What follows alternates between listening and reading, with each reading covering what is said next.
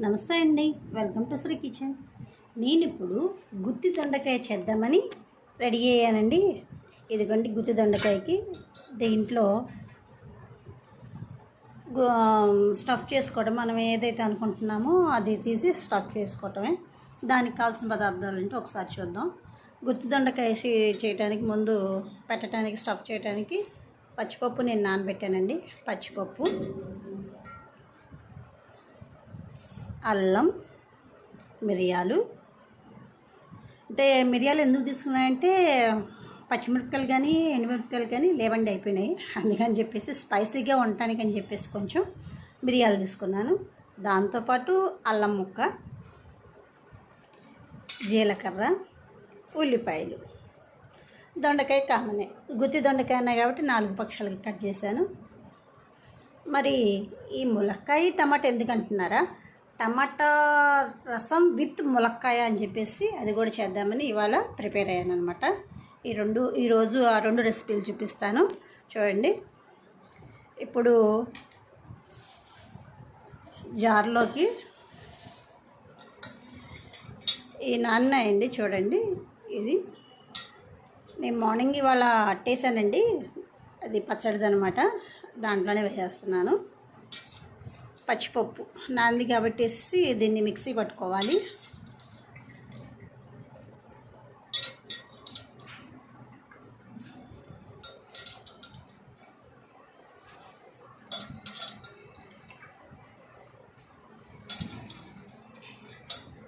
దీంట్లో నీళ్ళు కూడా ఎక్కువ పోసుకో అవసరం లేదు, కొంచెం పోసుకుని కొంచెం మెత్తగా చేసుకుంటే చాలు. దీంట్లోకి అల్లం, మిరియాలు,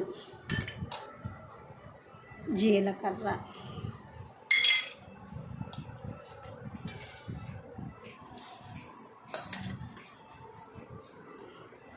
ఉల్లిపాయలు,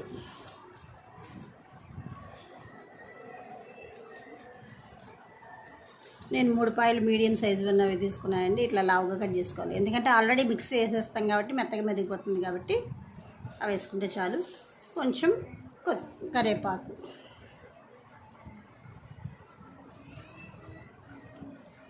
దీన్ని మిక్సీ గ్రైండ్ చేసేసి ఆ దొండకాయల్లో స్టఫింగ్ చేయటమే. చూడండి, ఇంగ్రీడియంట్స్ మిక్సీ చేసి పెట్టాను. ఇలా స్టఫ్ చేసా, చూడండి. దొండకాయని ఇలా స్టఫ్ చేసుకున్నది మనకి కావాల్సినంత నూనె పోసుకొని డీప్ ఫ్రై చేసుకోవటమే. చూడండి, పొయ్యి వెలిగించాను, బాండీ పెట్టి నూనె పోసాను. దాంట్లో నూనె కాగింది, కొంచెం ఇవి ఒక్కొక్కటి వేసుకోవటమే.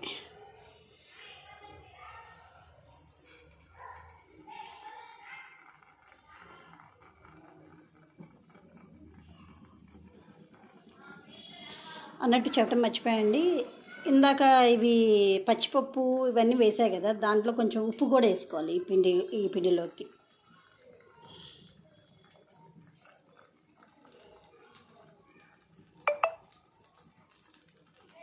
కదిలించకుండా ఊడిపోకుండా వీటిని ఒక సైడ్ నుంచి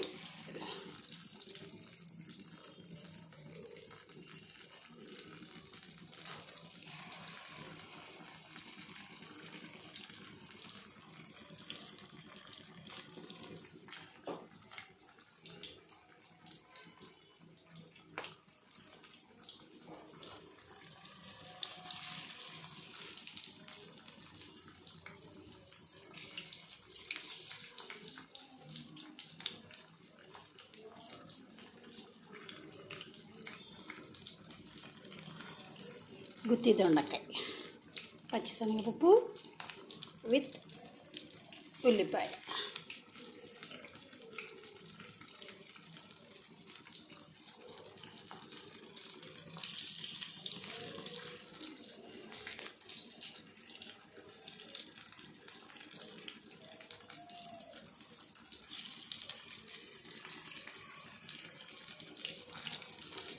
ఇవి ఒక 2 నిమిషాలన్నా కదలకుండా అట్లాగే ఉంచాలి, లేదంటే మొత్తం ఊడిపోతుంది.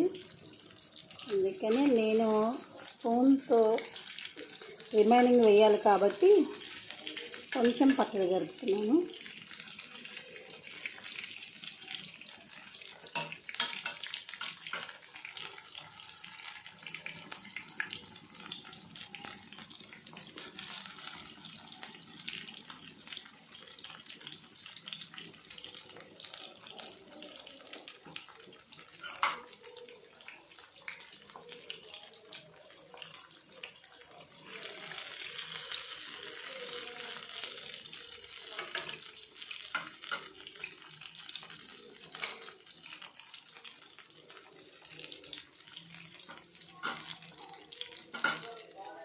ఇప్పుడే వేసాయి కాబట్టి కొంచెం ఇది లైట్ వేడి ఉంటుంది కదా.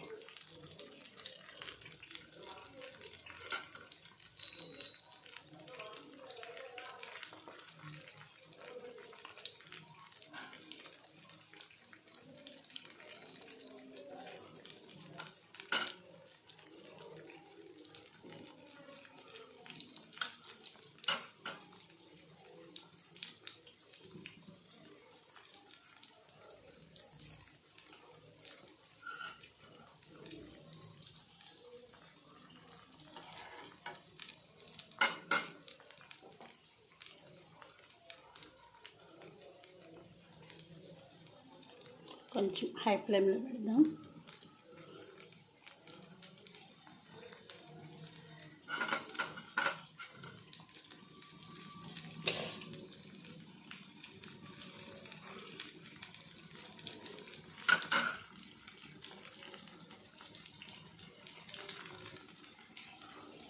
ఇవి కొంచెం వెంటనే కలపొద్దు, కలిపితే కనుక అన్నీ ఊడిపోతాయి, దాంట్లో ఉండవు.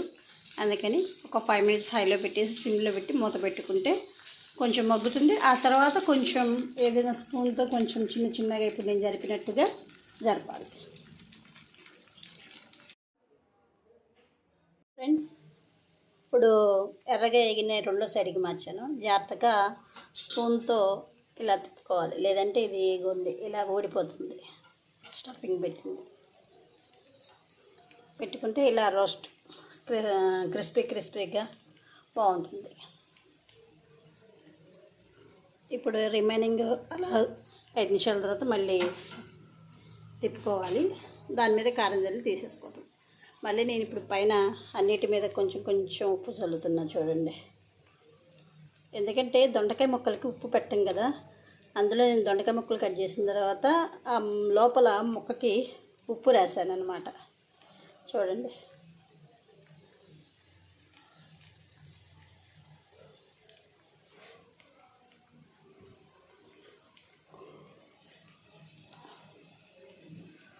ఇలా రాయటం వలన మొక్కకి ఉప్పు పడుతుంది. ఎందుకంటే మనం ఉప్పు పైనుంచి చల్లం కదా ఎక్కువగా. ఆల్రెడీ ఇందాక నేను వేగే ముందు ఇట్లాగే చల్లిపెట్టాను అనమాట ఒకసారి.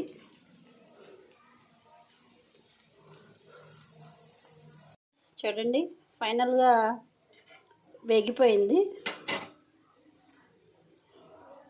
దీంట్లోకి చిన్నుల్లిపాయ కారం వేద్దామని చెప్పేసి నేను ఇలా దంచి పెట్టాను అన్నమాట పేపర్ మీద. వేగిపోయింది.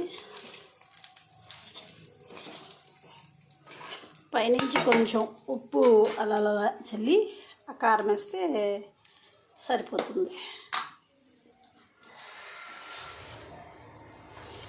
కొంచెం ఉప్పు చల్లింది, ఇందాక చేసే కదా.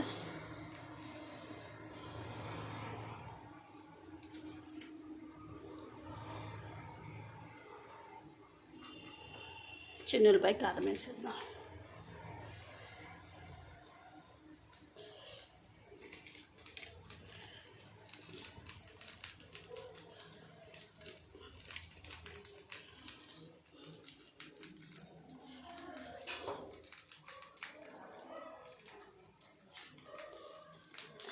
ఈ కారం కొంచెం వేగే వరకు ఉంచి దింపేసుకోవటమే.